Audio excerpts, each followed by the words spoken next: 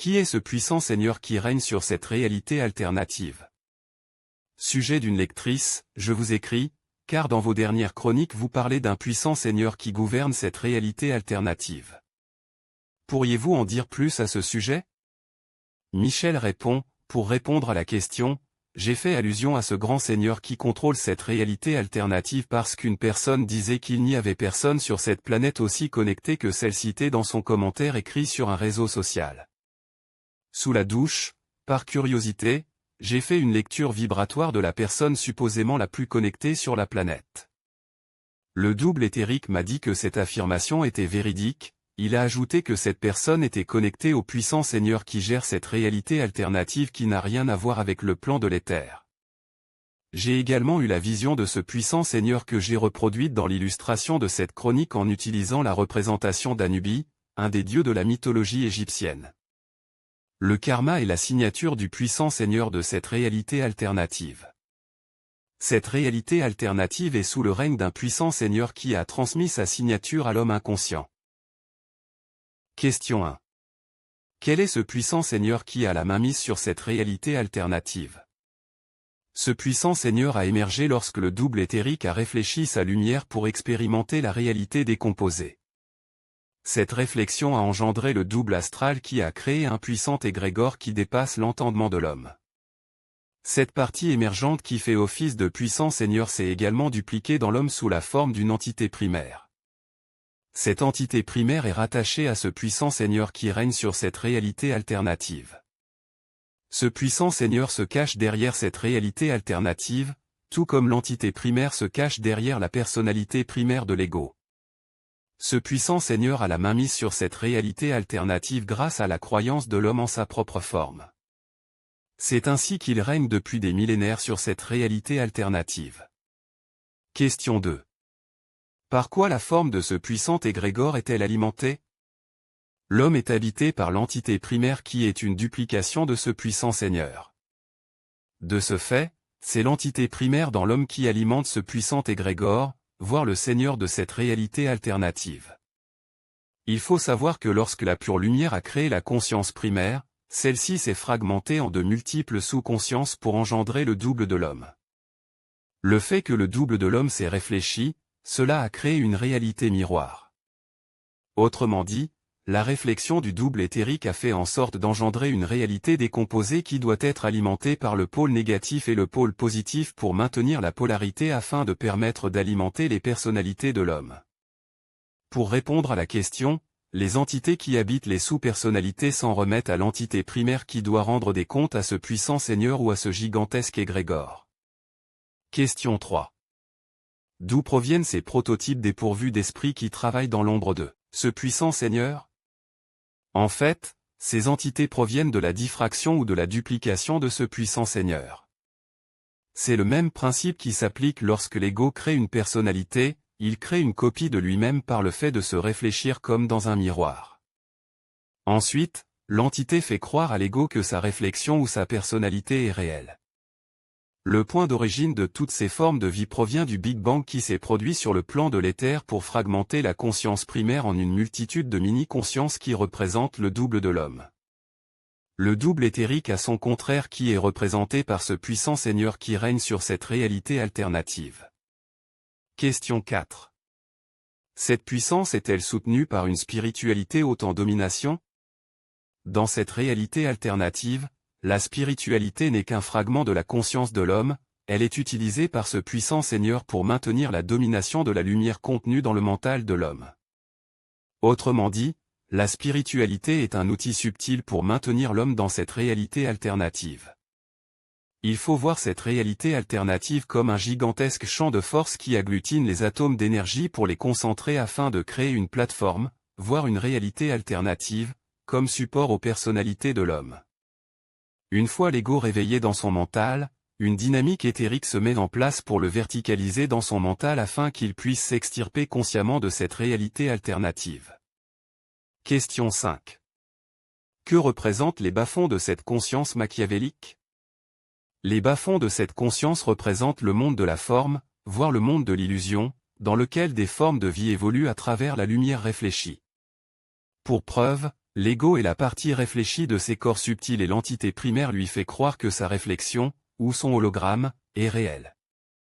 C'est pour cette raison que l'homme est emprisonné dans cette réalité alternative qui est soutenue par la croyance et la valeur qu'il donne à sa forme et à la forme en général. L'homme est avant tout une conscience, mais on lui fait croire qu'il est autre chose. Ces formes de vie occulte vivent dans la réflexion de la lumière. Pour elles, il est donc normal de pousser l'homme à croire que sa partie réfléchie est réelle. Question 6. Quelle est la part de lucidité mentale de l'ego le plus connecté à ce puissant Seigneur? La part de lucidité mentale de cet ego connecté à ce puissant Seigneur est optimale, dans le sens que cette personne croit appartenir à cet univers ou à cette réalité alternative.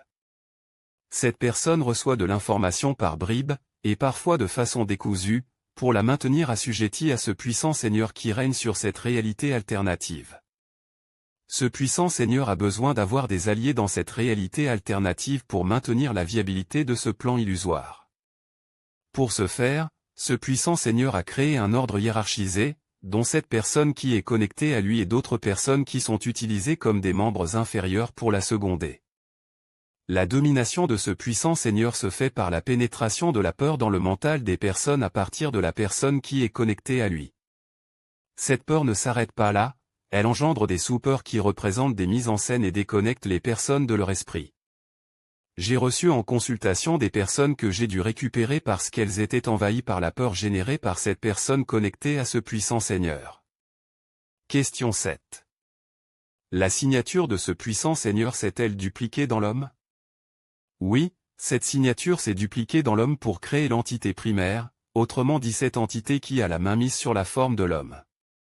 L'entité primaire est la représentante de ce puissant Seigneur dans l'ego, c'est elle qui soumet l'ego à la forme et c'est également elle qui veille à ce que l'ego diffracte sa lumière pour engendrer d'autres personnalités. La signature de ce puissant Seigneur, représentée par l'entité primaire, est la partie occultée dans la conscience. Si l'on regarde l'homme en général, on voit qu'il est inconscient et qu'il sommeille dans son mental. En fait, tant que l'ego ne sera pas réveillé de son sommeil mental, il sera soumis à la signature de ce puissant Seigneur. Question 8. Ce puissant Seigneur aurait-il gonflé ses rangs pour contrecarrer la régence planétaire? Le rôle de ce puissant Seigneur qui règne sur cette réalité alternative est de maintenir l'humanité dans la polarité pour donner un sens réel à cette réalité alternative. Il faut se demander pourquoi les conflits existent sur la Terre. La raison est fort simple à comprendre, ce puissant Seigneur qui se personnifie via l'entité primaire dans chaque homme le met en relation avec la polarité, la division, etc. Récemment, j'ai suivi une série télévisée sur Hitler et les nazis. Les historiens se demandent toujours comment un peuple a pu suivre Hitler dans sa folie. Ils disaient que Hitler était un homme vêtu modestement, mais le peuple était magnétisé par cet homme. Hitler était directement connecté à ce puissant Seigneur qui lui avait transmis cette vibration pour mener à bien cette tuerie de 60 millions de personnes. L'homme dans la souffrance croit à cette réalité alternative, c'est le but recherché par ce puissant Seigneur. La polarité distance l'ego de son esprit pour le maintenir dans les personnalités. La présence de l'entité primaire dans la personnalité primaire a pour but de faire croire à l'ego que sa forme est réelle. Partant de ce fait, l'ego ressent la forme à travers ses personnalités et fait usage de la croyance en mettant de la valeur sur la forme. C'est ainsi que ce puissant Seigneur dirige cette réalité alternative. Question 9. Comment ce puissant Seigneur attache-t-il l'homme à cette réalité alternative? Pour ce faire, ce puissant Seigneur utilise le karma afin de maintenir l'homme addict à cette réalité alternative en lui faisant croire que sa personnalité primaire est réelle. Par la suite, ce puissant Seigneur, via l'entité primaire, va pousser l'homme à vivre des expériences dans ce monde de forme pour qu'il engendre du karma qui va l'attacher à cette réalité alternative par la réincarnation, en boucle. L'homme se réincarne dans cette réalité alternative depuis des millénaires, il est pris dans une boucle karmique. En fait, l'homme ne comprend pas que c'est la valeur qu'il met sur la forme qui est à l'origine de l'expérience qui engendre le karma. Question 10. Comment sera transcendée cette puissance qui gouverne cette réalité alternative d'une main de maître? Cette réalité alternative sera transcendée au fur et à mesure que l'esprit procédera au réveil de l'homme dans son mental. L'ego est à l'horizontale dans sa tête, et l'esprit, via le réveil, va faire en sorte qu'il se verticalise dans son mental. Évidemment, cette verticalisation dans le mental ne se fera pas dans la simplicité. L'entité primaire va tout faire pour créer des résistances de plus en plus puissantes pour empêcher l'ego de décrocher de sa personnalité primaire. Autrement dit, ce qui relie l'ego à ce puissant Seigneur, c'est l'entité primaire qui utilise l'intellect pour mettre l'ego en relation avec ce puissant égrégore. Afin de se détacher de cette réalité alternative, l'ego devra mourir consciemment à son mental psychologique qui l'emprisonne dans des personnalités pour meubler cette réalité alternative. Question 11. Que dire de la vie extraterrestre dans la réalité et dans la réalité alternative? Dans la réalité, la vie extraterrestre travaille en concordance avec le plan de l'éther au niveau de la conscience. Ces formes de vie extraterrestre participent à l'évolution des mondes via d'autres dimensions, elles peuvent même intervenir dans les rêves conscients et inconscients. Ces formes de vie extraterrestre sont omniprésentes chez l'ego en éveil de conscience, elles ajustent et préparent l'ego à son retour dans sa réalité. Tandis que dans cette réalité alternative, la vie extraterrestre va œuvrer au niveau de la forme pour ce puissant Seigneur qui a la mainmise sur ce monde. L'arme ultime de ces formes de vie occultes est la peur. Elles transmettent la peur dans le mental des personnes qui croient les prophètes attachés au puissant Seigneur. Fin de la vidéo avec l'intelligence artificielle au service des chroniques MTC.